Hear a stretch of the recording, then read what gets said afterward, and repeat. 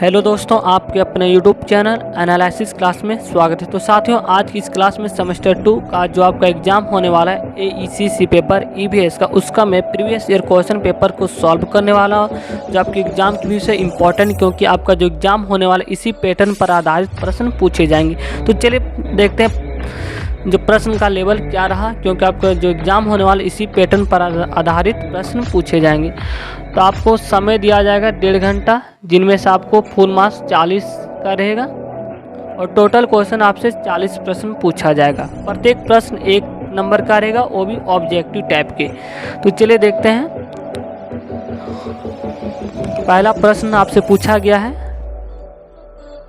पहला प्रश्न है, आप देख सकते हैं आपका जो एग्ज़ाम में जो आपका जो प्रश्न रहने वाला है बायलैंग्वेज में रहने वाला, हिंदी और इंग्लिश दोनों लैंग्वेज में रहेगा। तो पहला प्रश्न आपका है, पारिस्थितिक तंत्र शब्द किसके द्वारा गढ़ा गया था? तो आपका पहला ऑप्शन है पारितंत्र, option number B ecology, option number 3 आपका दिया हुआ है फाइटोजियोग्राफी, ऑप्शन नंबर 4 है सोशियोलॉजी। तो आपका प्रश्न पूछा गया है पारिस्थितिक तंत्र शब्द किसके द्वारा गढ़ा गया था? तो पारिस्थितिक तंत्र शब्द जो है वो इकोलॉजी के द्वारा गढ़ा गया था। आपका right answer option number B. Next प्रश्न, क्वेश्चन नंबर 2, मेढक में श्वसन होता है? ऑप्शन नंबर ए फेफड़ा द्वारा, ऑप्शन नंबर बी त्वचा द्वारा, ऑप्शन नंबर 3 ए और बी दोनों, ऑप्शन नंबर 4 है इनमें से कोई नहीं। तो मेढक जो होता है उसका श्वसन जो होता है फेफड़ा और स्किन त्वचा दोनों के द्वारा होता है। तो आपका राइट आंसर चला जाएगा option number 3, both A and B दोनों। नेक्स्ट प्रश्न, क्वेश्चन नंबर 3, टीबी के कारक है? ऑप्शन नंबर ए है बैक्टीरिया, ऑप्शन नंबर बी है वायरस, ऑप्शन नंबर 3 है हेल्मिंथ्स, ऑप्शन नंबर 4 है इनमें से कोई नहीं। तो टीबी के कारक जो है आपका राइट आंसर हो जाएगा बैक्टीरिया। टीबी जो है जीवाणु के द्वारा होता है। आपका right answer option number A. Next प्रश्न, क्वेश्चन नंबर 4, चिपको आंदोलन के प्रणेता कौन है? Who started Chipko movement? Chipko आंदोलन किसने स्टार्टेड किया था? ऑप्शन नंबर ये है Hemwati Nandan Bahuguna, option number B है सुंदर लाल बहुगुणा, ऑप्शन नंबर 3 है Vijay Kumar Bahuguna, option number D है रीता बहुगुणा। तो चिपको आंदोलन के जो जन्म स्टार्टेड किए थे वो थे सुंदर लाल बहुगुणा। आपका राइट आंसर चला जाएगा ऑप्शन नंबर बी। नेक्स्ट प्रश्न, इसी से रिलेटेड प्रश्न आपसे पूछा जाएगा चिपको आंदोलन से। इसी तरह नर्मदा बचाओ आंदोलन, मिट्टी बचाओ आंदोलन, इसी से रिलेटेड आपका प्रश्न पूछा जाएगा। नेक्स्ट प्रश्न जो आपका एग्जाम के व्यू से इम्पोर्टेंट है, पर्यावरण में नाइट्रोजन का प्रतिशत है? The percentage of nitrogen in the atmosphere is? Option number 1 है 21%, ऑप्शन नंबर 2 है 78%, ऑप्शन नंबर 2 है 12%, ऑप्शन नंबर 4 है 87%। तो वायुमंडल में जो नाइट्रोजन है 78% पाया जाता है। आपका राइट आंसर चला जाएगा बी नंबर। अगर आपसे पूछा जाए कि वायुमंडल में ऑक्सीजन कितना परसेंट है, तो ऑक्सीजन जो है 21% है। अगर आपसे ऑक्सीजन पूछा जाता तो राइट आंसर 1 नंबर चला जाता। बट आपसे प्रश्न पूछा गया है पर्यावरण में नाइट्रोजन का प्रतिशत, तो पर्यावरण में नाइट्रोजन का जो प्रतिशत है 78% है। Right answer option number 2। Next प्रश्न है, अकेश मार्च को बनाया जाता है? अकेश March is observe as? Option number A विश्व वन दिवस, ऑप्शन नंबर 2 विश्व पर्यावरण दिवस, ऑप्शन नंबर 3 विश्व वन्य जीव दिवस, ऑप्शन नंबर 4 है विश्व जनसंख्या दिवस। तो अकेश मार्च को जो है विश्व वन दिवस यानी कि वर्ल्ड फॉरेस्ट डे बनाया जाता है। आपका राइट आंसर ऑप्शन नंबर ए चला जाएगा। तो इसी से रिलेटेड प्रश्न दिन से भी आपसे पूछ लिया जाएगा कि पर्यावरण दिवस कब बनाया जाता है? तो पर्यावरण दिवस जो है 5 जून को बनाया जाता है। तो इसी से रिलेटेड आपसे प्रश्न पूछा जा सकता है। नेक्स्ट प्रश्न, क्वेश्चन नंबर 7। क्वेश्चन नंबर 7 में आपसे पूछा गया which of the following problem is not caused by noise pollution? निम्न में से कौन सी समस्या ध्वनि प्रदूषण से नहीं होती है? डायरिया जो होता है ध्वनि प्रदूषण से नहीं होता है, रक्तचाप जो है ध्वनि प्रदूषण का कारण है। ऑप्शन नंबर 3 बहरापन भी ध्वनि प्रदूषण का कारण है। चिड़चिड़ापन भी जो है ध्वनि प्रदूषण का कारण है। तो आपसे पूछा गया है कि निम्न में से कौन सी समस्या ध्वनि प्रदूषण से नहीं होती। तो डायरिया जो है ये ध्वनि प्रदूषण से नहीं होती, इसलिए इसका राइट आंसर चला जाएगा डायरिया। अगर आपसे पूछा जाता कि कौन सी समस्या ध्वनि प्रदूषण के द्वारा होता है, तो रक्तचाप जिसको हाइपरटेंशन कहा जाता है, और बहरापन, चिड़चिड़ापन, ये सभी जो है ध्वनि प्रदूषण से होती है। नेक्स्ट प्रश्न, क्वेश्चन नंबर 8, इंपॉर्टेंट प्रश्न है। जीवाश्म ईंधन है नवीकरणीय स्रोत। Option number 1, option number B है गैर नवीकरणीय स्रोत, ऑप्शन नंबर 3 है ए और बी दोनों, ऑप्शन नंबर 4 है नन ऑफ दी, इनमें से कोई नहीं। तो जीवाश्म ईंधन जो आपका राइट आंसर हो जाएगा गैर नवीकरणीय स्रोत है। इसी से आपसे प्रश्न पूछा, आपका right answer option number 2 right है। इसी से रिलेटेड आपसे प्रश्न पूछा जाएगा नवीकरणीय संसाधन के स्रोत का एग्जाम्पल दे दिया जाएगा, इनमें से आपसे प्रश्न पूछ लिया जाएगा इनमें से कौन सा नवीकरणीय संसाधन है। तो इसी टाइप के प्रश्न पूछा जाएगा। तो चलिए देखते हैं नवीकरणीय संसाधन है क्या, जिसे नवीकरणीय स्रोत कहा जाता है, रिन्यूएबल रिसोर्सेस। और इसका डिफिनेशन होगा जिसकी मात्रा असीमित है, जिसका लगातार प्रयोग करने से इसका भंडार पर कोई प्रभाव नहीं पड़ता। जैसे फॉर एग्जाम्पल सौर ऊर्जा, गतिज ऊर्जा, पवन ऊर्जा, ये सभी जो है नवीकरणीय ऊर्जा के नवीकरणीय स्रोत के उदाहरण है।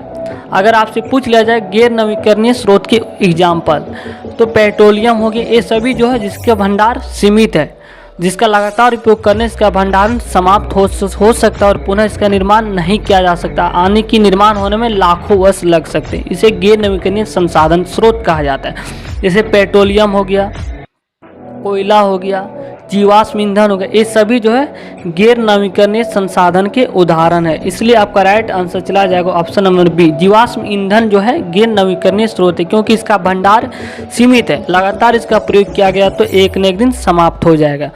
तो इसी से रिलेटेड प्रश्न पूछ लिया जाता है कि नवीकरणीय स्रोत के उदाहरण है, और दूसरा प्रश्न पूछ लिया जाता है गैर नवीकरणीय स्रोत की उदाहरण है। तो नवीकरणीय स्रोत मतलब नवीकरणीय मतलब पुनः नवीकृत किया जा सकता है, जिसे बार बार बनाया जा सकता है, जिसका भंडार असीमित है, लगातार प्रयोग करने से उसके भंडार पर कोई प्रभाव नहीं पड़ता है। जैसे सौर ऊर्जा, पवन ऊर्जा, जल, मिट्टी, ये सभी जो नवीकरणीय स्रोत है। और गैर नवीकरणीय स्रोत जैसे जीवाश्म ईंधन, कोयला, पेट्रोलियम, ये सभी जो है गैर नवीकरणीय स्रोत है, इसका भंडार जो है सीमित है। अगर इसका लगातार प्रयोग किया गया तो ये समाप्त हो सकता है, इसलिए इसे गैर नवीकरणीय स्रोत के अंतर्गत रखा जाता है। इसलिए राइट आंसर आपका जीवाश्म ईंधन जो है गैर नवीकरणीय स्रोत है। चलिए नेक्स्ट प्रश्न देखते हैं, क्वेश्चन नंबर 9, जो आपके एग्जाम के विषय बहुत इंपॉर्टेंट है। The beauty of Taj Mahal has been damage by. Taj Mahal की सुंदरता किसके कारण क्षरण हो रही है। ऑप्शन नंबर 1 है sulphur dioxide, option number B है क्लोरीन, ऑप्शन नंबर 3 है हाइड्रोजन, ऑप्शन नंबर डी है हाइड्रोजन सल्फाइड। तो इनमें से आपका जो राइट आंसर हो जाएगा ताजमहल की जो सुंदरता नष्ट जो हो रही अम्ल वर्षा के कारण।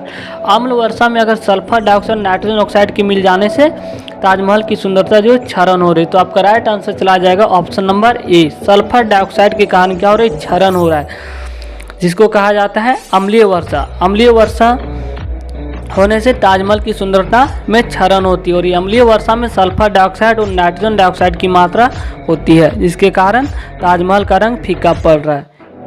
नेक्स्ट प्रश्न, क्वेश्चन नंबर 10, जो आपसे आंदोलन से प्रश्न हर बार पूछ लिया जाता है, जिनमें से आपसे प्रश्न पूछ लिया गया था पिछले बार। नर्मदा बचाओ आंदोलन प्रारंभ किया है, और हमने पिछला प्रश्न में पढ़ा चिपको आंदोलन इन्वेंटेड। चिपको आंदोलन का शुरुआत किसने किया था। तो चिपको आंदोलन की शुरुआत किया सुंदरलाल बहुगुणा। नेक्स्ट प्रश्न में पूछ लिया गया है कि नर्मदा बचाओ आंदोलन प्रारंभ किया है। Narmada Bachao movement was initiated by. Option number A Baba Amte, option number B है मेधा पाटेकर, ऑप्शन नंबर 3 है नाना पाटेकर, ऑप्शन नंबर 4 है सुंदरलाल बहुगुणा। सुंदरलाल बहुगुणा जो है ये थे चिपको आंदोलन के नेता थे। और यहाँ पे आपसे पूछा गया कि नर्मदा बचाओ आंदोलन प्रारंभ किया है।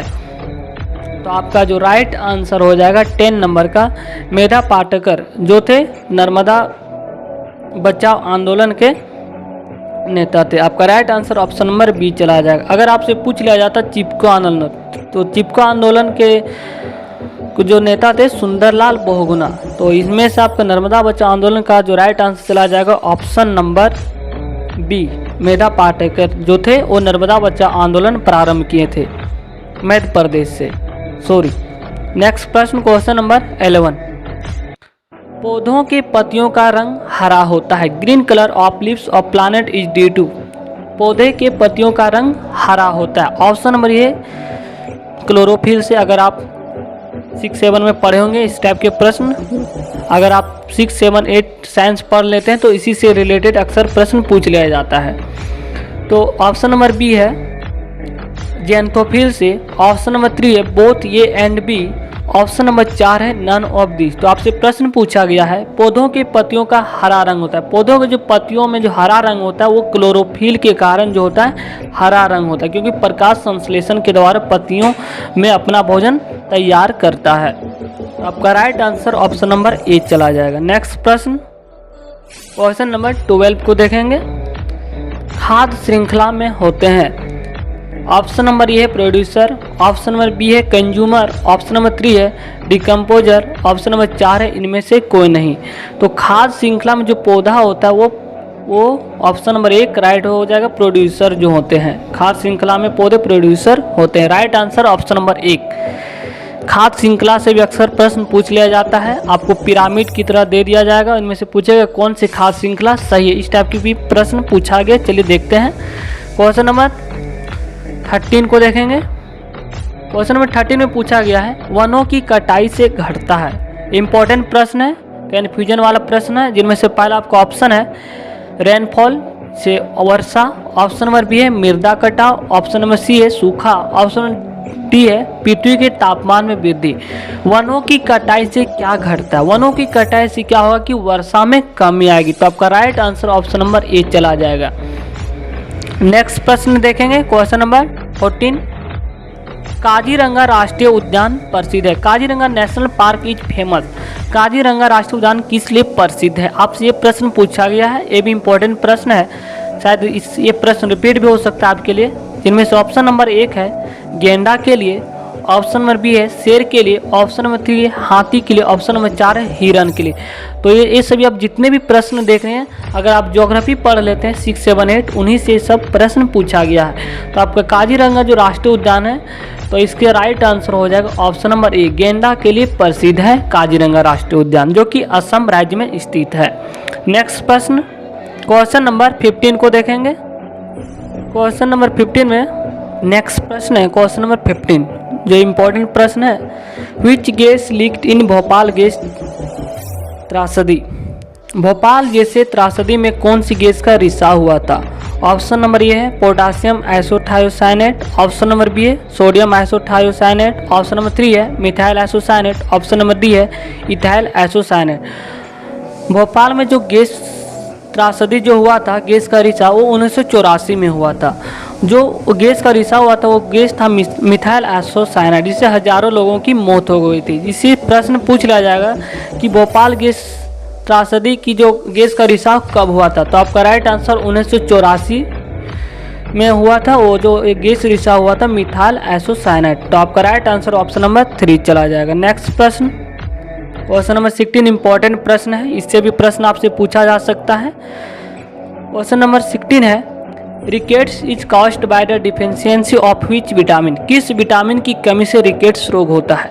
रिकेट्स रोग जो होता है वो विटामिन, क्वेश्चन नंबर 16 का जो रिकेट्स होता है विटामिन डी की कमी से जो होता है वो रिकेट्स होता है। आपका राइट आंसर चला जाएगा ऑप्शन नंबर 3। आपसे पूछा जा सकता है कि विटामिन ए की कमी से कौन सा रोग होता है? तो विटामिन ए की कमी से जो होता है वो रतौंधी रोग होता है। नेक्स्ट प्रश्न पूछा जा सकता है आपसे विटामिन B1 की कमी से बेरी रोग होता है, विटामिन सी की कमी से आपका स्कर्वी रोग होता है, और विटामिन डी आपसे पूछ लिया गया कि किस विटामिन की कमी से रिकेट्स रोग होता है? तो विटामिन डी की कमी से जो होता है रिकेट्स रोग होता है। अगर आपसे पूछ लिया जाए तो विटामिन ई की कमी से कौन सा रोग होता है, तो जनन शक्ति में कमी आ जाती है। अगर आपके विटामिन के की कमी से जो होता है रक्त का थक्का ना जमना, ये सभी प्रश्न आपसे पूछा जा सकता है आपके एग्जाम में। नेक्स्ट प्रश्न देखेंगे जो वायरस और जीवाणु विषाणु से अक्सर प्रश्न पूछ लिया जाता है। क्वेश्चन नंबर 17 आपका है, which disease is not caused by virus, कौन सा रोग होता है जो वायरस से नहीं होता है। रूबेला, जो कि ऑप्शन नंबर 1, ऑप्शन नंबर 2 है कोविड, ऑप्शन नंबर 3 है चेचक, ऑप्शन नंबर 4 है कुष्ठ रोग। तो कौन सा रोग वायरस से नहीं होता है, तो वायरस से जो कुष्ठ रोग जो होता है वो बैक्टीरिया यानी कि जीवाणु के द्वारा। तो आपसे पूछा गया कौन सा रोग वायरस के द्वारा नहीं होता है, तो कुष्ठ रोग जो है वायरस के द्वारा नहीं होता, यह जीवाणु के द्वारा होता है। अगर आपसे पूछ लिया जाता कौन सा रोग वायरस के द्वारा होता है, तो रूबेला जो रोग है ये वायरस के द्वारा होता है। अगर आपसे पूछ लिया जाए कोविड, जो कि ये भी एक वायरस है, स्मॉल पॉक्स, चेचक, ये भी एक वायरस है। कुष्ठ रोग जो होता है वो बैक्टीरिया यानी कि जीवाणु के द्वारा होता है। आपका राइट आंसर ऑप्शन नंबर 4 चला जाएगा। नेक्स्ट प्रश्न, आपसे जीवाणु विषाणु से प्रश्न पूछ लिया जाता है, इसे आप ध्यान में रखेंगे। नेक्स्ट प्रश्न देखेंगे 18 में आपका प्रश्न पूछा गया अम्ल वर्षा के कारक है। Acid rain is caused by, option number ए अम्ल वर्षा के कारक। अम्ल वर्षा से हमने पढ़ लिया कि ताजमहल का जो क्षरण जो हो रही अम्ल वर्षा के कारण हो रही, सल्फर डाइऑक्साइड के कारण। अब नेक्स्ट इसी में पूछ लिया गया क्वेश्चन नंबर 18 में, acid rain is caused by, अम्ल वर्षा के कारक है ओजोन तथा धूल। ऑप्शन नंबर बी है क्वेश्चन नंबर 18। हाँ, क्वेश्चन नंबर 18 है अम्ल वर्षा के कारक है। अम्ल वर्षा किसके कारण होता है, ऑप्शन नंबर ए दिया हुआ है ओजोन तथा धूल, ऑप्शन नंबर बी है सल्फर डाइऑक्साइड तथा नाइट्रोजन डाइऑक्साइड, ऑप्शन नंबर 3 है कार्बन मोनोऑक्साइड एवं कार्बन डाइऑक्साइड, इनमें से सभी। तो आपका जो अम्ल वर्षा जो होता है इसके कारक जो है सल्फर डाइऑक्साइड तथा नाइट्रोजन डाइऑक्साइड, इसी के कारण जो है अम्ल वर्षा होती है, जिसके कारण ताजमहल जो धीरे धीरे क्षरण हो रही यानी कि इसका रंग फीका पड़ रहा है। तो इसका right answer option number B चला जाएगा। नेक्स्ट प्रश्न, पारितंत्र के जैविक घटक है। क्वेश्चन नंबर 19 इंपॉर्टेंट प्रश्न है, पारितंत्र के जैविक घटक है। ऑप्शन नंबर ए प्रोड्यूसर जिसे निर्माता कहा जाता है, कंज्यूमर जिसे उपभोक्ता कहा जाता है हिंदी में, ऑप्शन नंबर 3 है जीव अपघटक, इनमें से सभी। तो पारितंत्र के सभी जो है जैविक घटक है। आपका राइट आंसर ऑप्शन नंबर 4 चला जाएगा, इनमें से सभी, ऑल ऑफ दीज। नेक्स्ट प्रश्न देखेंगे question number 20 pollution free energy source, मतलब प्रदूषण रहित ऊर्जा स्रोत, मतलब ऐसा जिससे कोई प्रदूषण ना होता हो। ये आपका ऑप्शन दिया है कोयला, जो कि प्रदूषण, इससे प्रदूषण होता है, ये नहीं होगा। ऑप्शन नंबर बी नाभिकीय ऊर्जा, ये भी नहीं हो, इससे भी प्रदूषण होता है। ऑप्शन नंबर 3 है सौर ऊर्जा, सौर ऊर्जा से कोई प्रदूषण नहीं होता है। Option number D petroleum, petroleum से भी प्रदूषण होता है। तो आपका राइट आंसर जो चला जाएगा ऑप्शन नंबर 3, सोलर एनर्जी जो होता है इससे प्रदूषित नहीं होता है किसी प्रकार का। तो आपका राइट आंसर चला जाएगा ऑप्शन नंबर 3, प्रदूषण, पॉल्यूशन फ्री एनर्जी, जिससे प्रदूषण ना होता, प्रदूषण रहित ऊर्जा स्रोत है। आपका राइट आंसर चला जाएगा सौर ऊर्जा।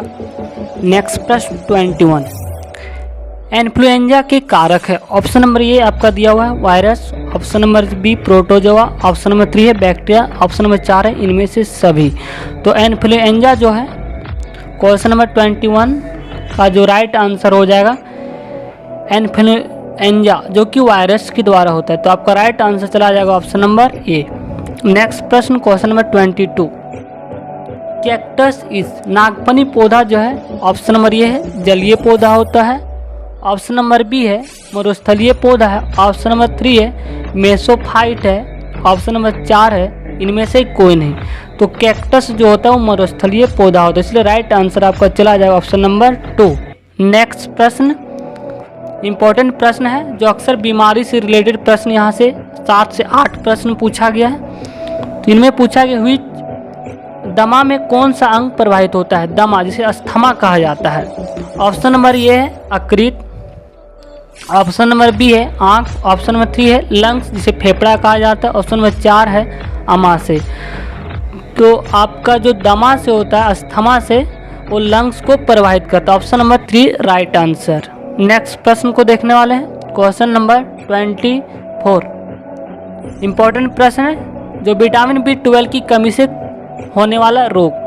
जो विटामिन से पहला प्रश्न पूछा गया था, विटामिन C की कमी से कौन सा रोग होता है, यहाँ पे पूछ लिया गया है विटामिन B12 की कमी से होने वाला रोग। ऑप्शन नंबर ए दिया है एनीमिया, ऑप्शन नंबर बी है पीलिया, ऑप्शन नंबर 3 है टीबी, ऑप्शन नंबर 4 है रतौंधी। तो रतौंधी जो है विटामिन B1 की कमी से होता है, आँख की रोशनी में कमी। और यहाँ पे पूछा गया विटामिन B12 की कमी से होने वाला रोग। तो विटामिन B12 से जो होता है एनीमिया, एनीमिया रोग होता है, शरीर में जो होता है रक्त की कमी से एनीमिया रोग होता है। आपका राइट आंसर ऑप्शन नंबर ए चला जाएगा, विटामिन B12 की कमी से एनीमिया रोग होता है। अगर आपसे पूछ लिया जाए विटामिन B1 की कमी से कौन सा रोग होता है, तो आपका राइट आंसर चला जाएगा बेरी। अगर आपसे पूछा जाए विटामिन C की कमी से अस्करवी, और पूछ लिया गया था पिछले बार प्रश्न में कि विटामिन D की कमी से कौन सा रोग होता है, तो विटामिन D की कमी से रिकेट्स रोग होता है। नेक्स्ट प्रश्न को देखेंगे, क्वेश्चन नंबर 25। हैजा एक रोग है जिसे कोलेरा इंग्लिश में कहा जाता है, यह किसके कारण होता है। ऑप्शन नंबर ए है जल जनित water borne, option number B है वायु जनित, ऑप्शन नंबर 3 है खाद्य जनित, ऑप्शन नंबर 4 है परजीवी द्वारा। तो हैजा रोग किसके द्वारा फैलता है, तो हैजा जो होता है जल जनित रोग है। आपका राइट आंसर ऑप्शन नंबर ए चला जाएगा। अगर जल प्रदूषित का पीने से हैजा रोग होता है। नेक्स्ट प्रश्न, इंपॉर्टेंट प्रश्न ये था, बीमारी से लगभग 10 से 12 प्रश्न पूछा जा रहा है। नेक्स्ट प्रश्न question number 26। Which one is, इनमें से कौन सर्वभक्षी है। ऑप्शन नंबर ए है लायन, इसे शेर, ऑप्शन नंबर बी मनुष्य, ऑप्शन नंबर 3 है बाज, ऑप्शन नंबर 4 है सांप। तो सांप, बाज और ये शेर, ये सभी मांसाहारी, लेकिन मनुष्य जो है सर्वभक्षी है। तो आपका राइट आंसर चला जाएगा ऑप्शन नंबर 2। नेक्स्ट प्रश्न को देखने वाले हैं, क्वेश्चन नंबर 27। इंपॉर्टेंट प्रश्न है, निम्न में से कौन सा रोग जल प्रदूषण से नहीं होता है। जल प्रदूषण से नहीं होता है। Question number 27 typhoid, option number B है पेचिस, ऑप्शन नंबर 3 है मलेरिया, ऑप्शन नंबर 4 है पीलिया। तो आपका जो राइट आंसर हो जाएगा, निम्न में से कौन सा रोग जल प्रदूषण से नहीं होता है। तो जल प्रदूषण से नहीं होने वाला रोग है वो है पीलिया। आपका राइट आंसर चला जाएगा ऑप्शन नंबर 4। अगर आपसे पूछ लिया जाए कि जल प्रदूषण से कौन सा रोग होता है, तो जल प्रदूषण से जो होता है टाइफाइड, पेचिस और ये सभी मलेरिया जो है जल से प्रदूषित जल पीने से होता है। नेक्स्ट प्रश्न क्वेश्चन नंबर 28। इंपॉर्टेंट प्रश्न है, इनमें से कौन सा जड़ का भूमिगत रूपांतरण नहीं है। इनमें से कौन जड़ का भूमिगत रूपांतरण नहीं है। ऑप्शन नंबर ये है मूली, जो कि जड़ का रूपांतरण है, ये नहीं होगा। ऑप्शन नंबर बी है गाजर, ये भी जड़ का ही रूपांतरण है। ऑप्शन नंबर 3 है बीट, ये भी चुकंदर जो जड़ का रूपांतरण है। ऑप्शन नंबर 4 आलू, आलू जो है जड़ का भूमिगत रूपांतरण नहीं है, इसलिए राइट आंसर आपका चला जाएगा ऑप्शन नंबर 4। जड़ से रिलेटेड प्रश्न पूछ लिया जा रहा है। नेक्स्ट प्रश्न क्वेश्चन नंबर 29 को देखेंगे। The 2 component of an ecosystem are, पारितंत्र के 2 घटक हैं। ऑप्शन नंबर ए दिया हुआ है पौधा एवं जंतु, ऑप्शन नंबर बी है जैविक एवं अजैविक, ऑप्शन नंबर 3 है sunlight and plants, Surya Prakash एवं पौधे, ऑप्शन नंबर 4 है इनमें से कोई नहीं। तो पारितंत्र के जो 2 घटक होते हैं वो जैविक और अजैविक घटक होते हैं। इसका राइट आंसर चला जाएगा ऑप्शन नंबर बी। जैविक घटक के अंतर्गत सजीव पदार्थ आते हैं, पेड़ पौधे जीव जंतु, और अजैविक घटक निर्जीव पदार्थ आते हैं, मिट्टी, ये सभी जो है अजैविक घटक है। वायु, ये सभी जो है अजैविक घटक है। जैविक घटक में पेड़ पौधा जीव जंतु।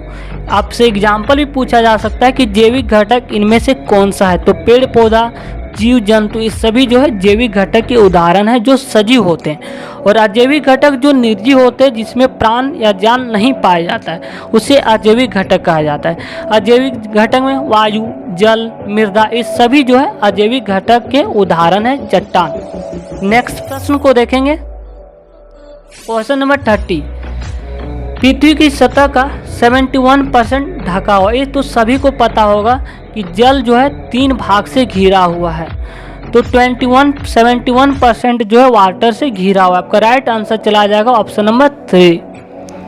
इसी में परसेंटेज से रिलेटेड प्रश्न आपसे पूछा जा रहा है कि वायुमंडल में नाइट्रोजन की प्रतिशत कितनी। तो वायुमंडल में जो नाइट्रोजन की परसेंटेज है वो 78% है। अगर आपसे ऑक्सीजन का परसेंट पूछ रहा जाए तो 21% है। ये सभी इंपॉर्टेंट प्रश्न है। नेक्स्ट प्रश्न देखेंगे, क्वेश्चन नंबर 31। कर्नाटक में एपिपको आंदोलन के नेता कौन थे। तो आंदोलन से रिलेटेड भी प्रश्न पूछ लिया जा रहा है। ऑप्शन नंबर ये है Ramakrishna Hegde, option number B है पांडुरंग हेगड़े, ऑप्शन नंबर 3 है संतोष हेगड़े, ऑप्शन नंबर 4 है इनमें से कोई नहीं। तो आपसे प्रश्न अक्सर आंदोलन से पूछ लिया जा रहा है। 3 से 4 प्रश्न, मिट्टी बचाओ आंदोलन, चिपको आंदोलन, इस बार पूछ लिया गया एपिपको आंदोलन। तो आंदोलन से भी 1-2 प्रश्न आपसे पूछा जा सकता है। तो एपिपको आंदोलन के जो नेता थे वो पांडुरंग हेगड़े थे। आपका राइट आंसर चला जाएगा option number B. Question number है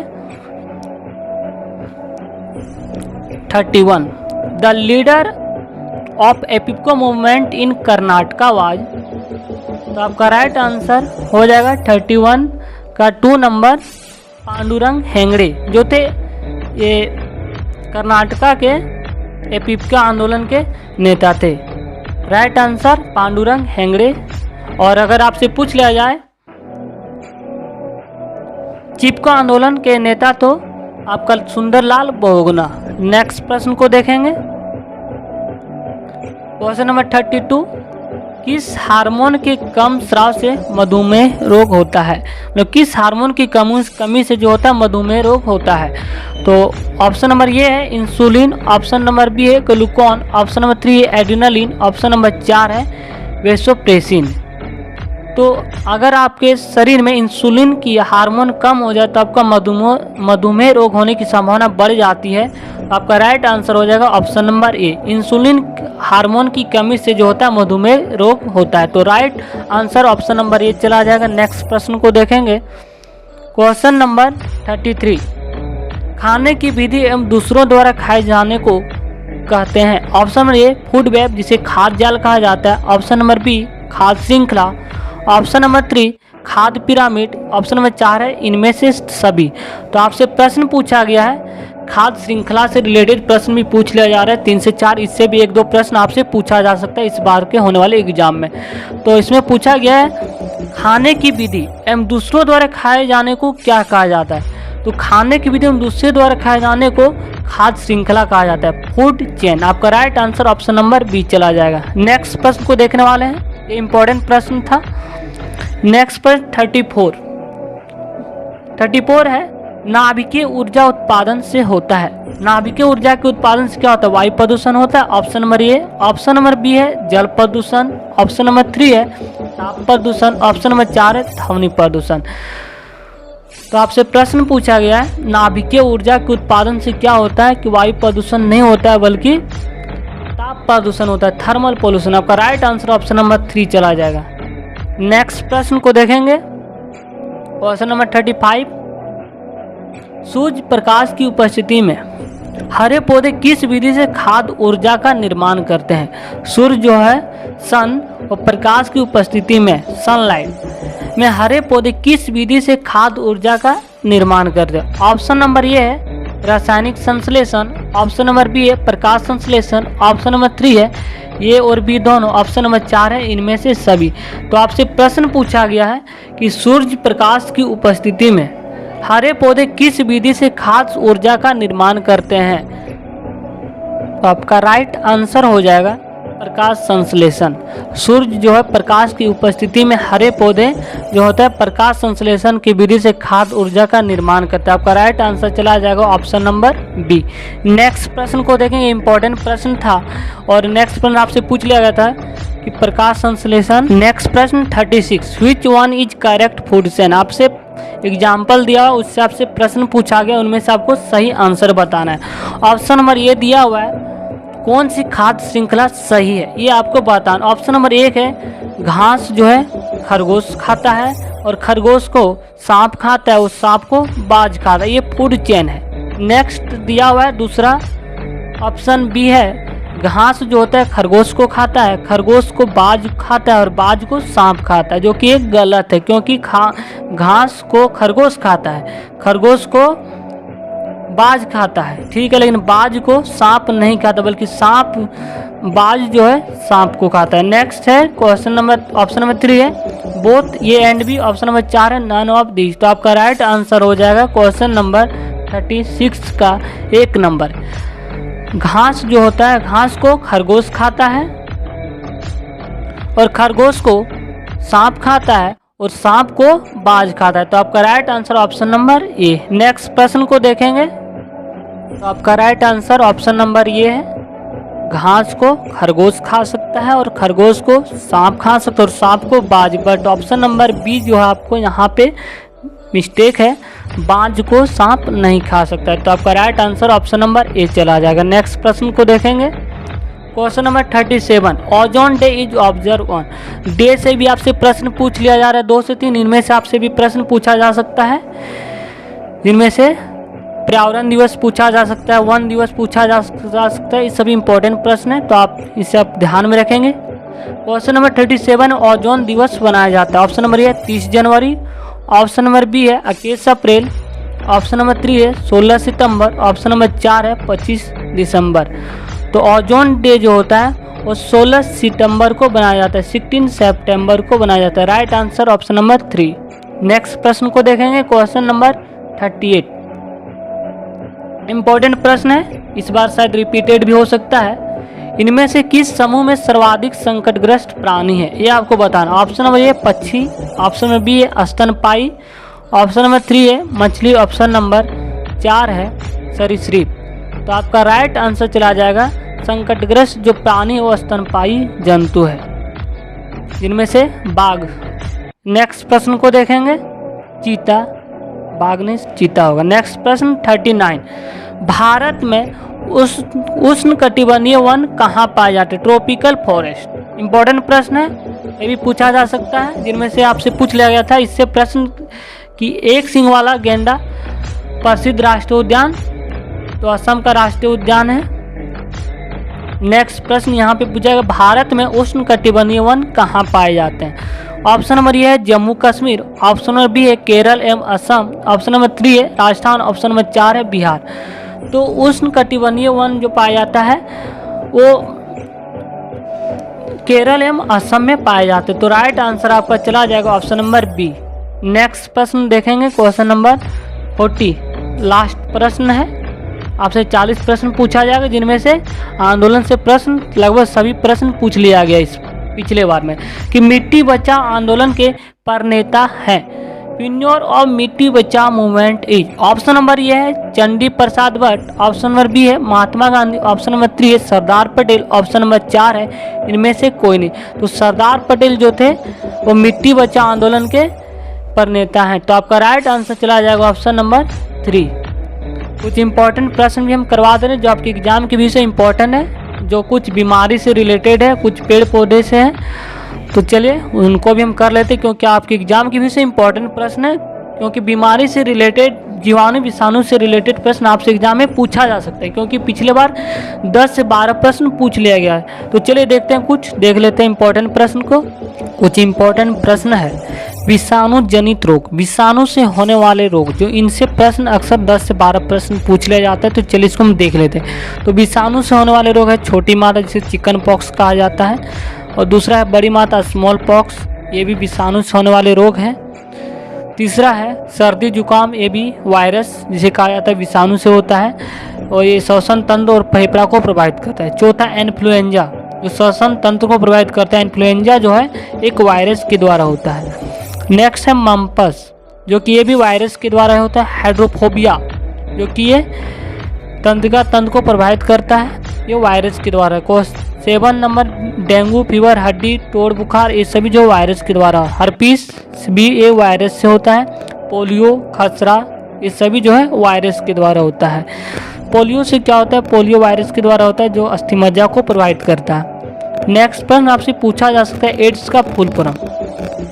ads acquired immuno deficiency syndrome, यहाँ से आपका प्रश्न पूछा जा सकता है एड्स का फुल फॉर्म। एड्स फैलाने वाले विषाणु जो HIV-3 या LAB या ARB, ये सभी रोग है एड्स के। नेक्स्ट देखने वाले जीवाणु के बारे में देखने वाले हैं। तो जीवाणु जिसे बैक्टीरिया कहा जाता है इंग्लिश में, इसकी खोज ये वॉन ल्यूहेनवेक ने किया था खोज 1663 ईस्वी में। तो चलिए देखते हैं जीवाणु से होने वाले कुछ रोग। तो जीवाणु से जो होता है निमोनिया रोग होता है, देख सकते हैं, टिटनेस होता है, टाइफाइड होता है, कुष्ठ रोग होता है, क्षय रोग, टीबी, टपेडिट, हैजा, डिप्टेरिया, ये सभी जो है काली खांसी, सिफिलिस, प्लेग, ये सभी जो है बैक्टीरिया के द्वारा होता है, जीवाणु के द्वारा होता है। तो चलिए कुछ देखते हैं अंग को प्रभावित करता है कौन से रोग, कौन कौन से अंग को। तो मलेरिया जो होता है RBC रेड ब्लड सेल को प्रभावित करता है, यहाँ से भी प्रश्न पूछा जा सकता है। नेक्स्ट प्रश्न को देखने वाले हैं पेचिस, जिसे आंत कहा जाता है। पेचिस जो होता है वो आंत को प्रभावित करता है, ये भी इंपॉर्टेंट प्रश्न है। टिटनेस जो तंत्रिका तंत्र को प्रभावित करता है। टाइफाइड जो होता है आंत को प्रभावित करता है। क्षय रोग, और इससे प्रश्न पूछा जा सकता है क्षय रोग होने से कौन से अंग को प्रभावित करता है, तो आपका राइट आंसर हो जाएगा फेफड़ा। निमोनिया जो फेफड़ा को प्रभावित करता है। कोढ़ जिसे तंत्रिका तंत्र को प्रभावित करता है। नेक्स्ट है आपसे पूछा जा सकता है रेबीज जो कि तंत्रिका तंत्र को प्रभावित करता है। ट्रेकोमा जो कि आँख में होने वाली बीमारी जो आँख को प्रभावित करता है। इन्फ्लुएंजा जो क्या होता है ये स्वतंत्र तंत्र को प्रभावित करता है। हर्पीस होने से क्या होता है त्वचा को प्रभावित करता है।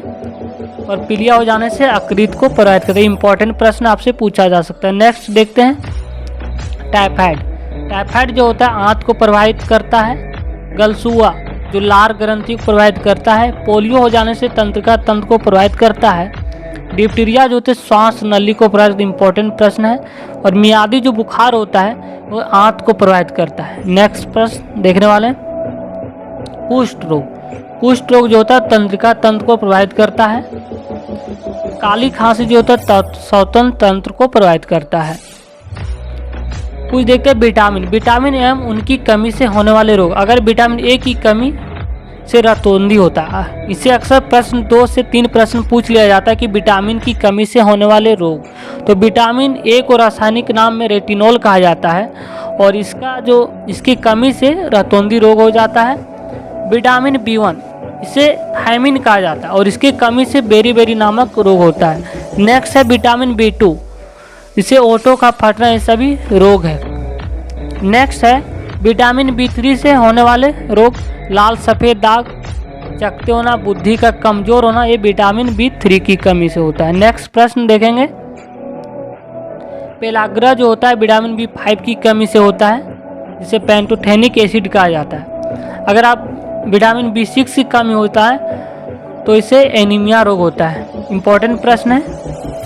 और विटामिन B6 या B12 हो तो अगर ये एनीमिया रोग होता है। इंपॉर्टेंट प्रश्न है, पिछले बार पूछ लिया गया था। विटामिन B12 की कमी से होने वाले रोग, तो एनीमिया राइट आंसर हो जाएगा। और विटामिन C की कमी से होने वाले रोग, ये भी इंपॉर्टेंट है प्रश्न है। तो विटामिन C की कमी से जो स्कर्वी रोग होता है जिसे स्कॉर्बिक एसिड कहा जाता है। और विटामिन D जो पिछले वर्ष पूछ लिया गया है, विटामिन D की कमी से रिकेट्स रोग होता है। और विटामिन D को कैल्सीफेरोल कहा जाता है, ये भी इंपॉर्टेंट है। नेक्स्ट है विटामिन E की कमी हो तो जनन शक्ति का कम हो जाना, ये भी इंपॉर्टेंट प्रश्न है। अगर रक्त का थक्का न जमना, एक क्या कारण, तो रक्त थक्का न जमना विटामिन K की कमी से सब होता है। अगर ये सभी जो इंपॉर्टेंट प्रश्न है, अगर इसको आप ध्यान में रखेंगे तो आप अच्छे मार्क्स ला सकते हैं। थैंक यू, धन्यवाद। अगर आप हमारे चैनल पर नए हैं तो चैनल को सब्सक्राइब करें ताकि आने वाले वीडियो का नोटिफिकेशन आपको समय पर मिल सके।